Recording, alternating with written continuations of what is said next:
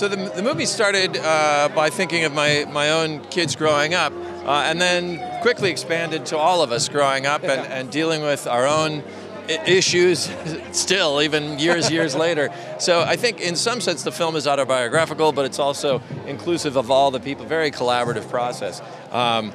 Because that's a difficult time, I think, for everybody, and it's everyone has either had kids or been a kid. And so this film is really about you, and it has something to say. I think emotions are at the core of everything. You know, if you sit and listen to a lecture and someone reads a bunch of facts, you kind of fall asleep. But if someone tells you something engaging that makes your heart race or makes you cry, you remember that for years. So that's what we're trying to do. Within the film, right now, as the film wrapped up, we have anger, fear, sadness, disgust, and of course joy. As we were going, we also had pride, we had hope. What else do we have, Jonas? Schadenfreude at one point. That's right, Schadenfreude, and ennui, and we had a larger cast, and you start to get confused, like, wait, who is that again, and what do they do? So we thought 5 was a good group to keep a good kind of banter back and forth, but small enough to really know. I mean, we cast the film. We wanted it to be an ensemble comedy. We wanted it to feel conversational, and our cast is such great. They're improv artists, they're comedians, they're great actors, they're writers. I mean, Amy really helped us craft the dialogue and the characters, as did Bill Hader. Lewis Black obviously fits the suit perfectly as Anger. I think Phyllis Smith was our sort of surprise find as Sadness. She steals the show in many ways. Mindy Kaling is Disgust.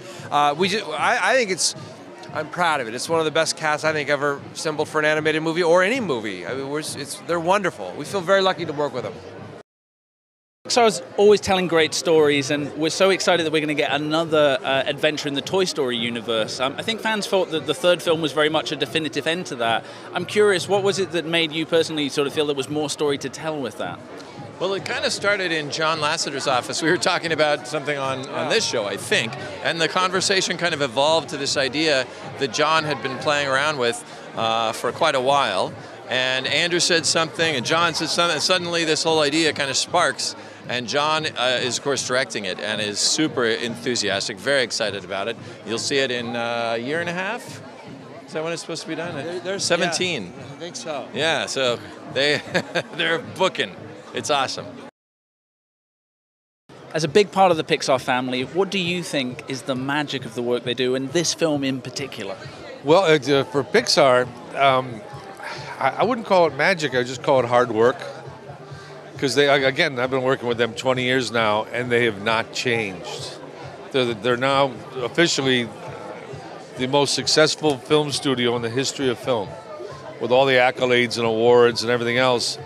But the people at the controls and the people, the artists, the technicians, they haven't changed. They just work very hard at what they do. They'll work 3-4 years just on the story. And that's the way it used to be in the golden age of Hollywood. So my hope is that all the other studios will follow suit, and we'll have another golden age of Hollywood if they do what Pixar does. Well, the story of Inside Out, you actually see the characters that control our emotions. And like Lewis Black, he makes me laugh. But I think once everyone sees the film, when you're in an argument with anyone, you're going to see Lewis Black's character in their head. And I think it's going to solve a lot of the world's problems once everyone sees this. We're so happy that the Toy Story franchise seems to be living on. Can you talk about your feelings about the fact there's going to be a 4th film and what you're hoping for? There's going to be a Toy Story 4. But what I'm hoping for is it's that I'm still above ground, really, because it's really a joy to work with these people. They just do it the old-fashioned way. They just work hard at it, and with a very infectious, childlike joy. Again, they don't have to do that. They can slide for a couple of films, but they will not do that. Pixar films are so rich in their subtext. Can you talk a little bit about what this film's really all about? Yes, it is. On the surface, it's kind of a workplace comedy, but deep down, it's about memory and emotion and who we are and what islands of personality make us up. And really, it's about the pain of growing up and realizing that you can't be happy all of the time. It's a really big, deep, beautiful stuff. Tell us about the challenges of playing a character that's based on one emotion but has a bit of a range in her as well. Well, you just have to kind of, like any character, find something about them that you can relate to and then go on the journey with them. And the writing was so great, and Pete's such a wonderful director that he made it easy. How was it for you to join the Pixar family? Oh man, it was awesome. I hope I'm invited to Thanksgiving. They're just incredibly creative, kind people, collaborative, and always interesting and interested, curious. So I'm happy to be mentioned in the same sentence as them. Yeah, that's great. Yeah. Did you work your personality into Joy, or was she fully scripted? Or She was in pretty scripted, but we did work on figuring out how to kind of make her digestible at times. Yeah.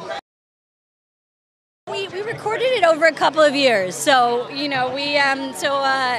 had to kind of stand up and act her out. But in the film, Joy also gets sad, so there were moments when it was just kind of quiet talking and crying. So it was a little bit of both.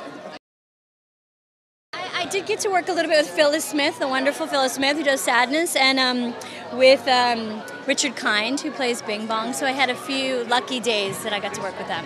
Yeah. Do you hope the kids come away from the movie? They realize and understand that it's okay to not always be happy all the time. No one is. And I hope they laugh. Yeah.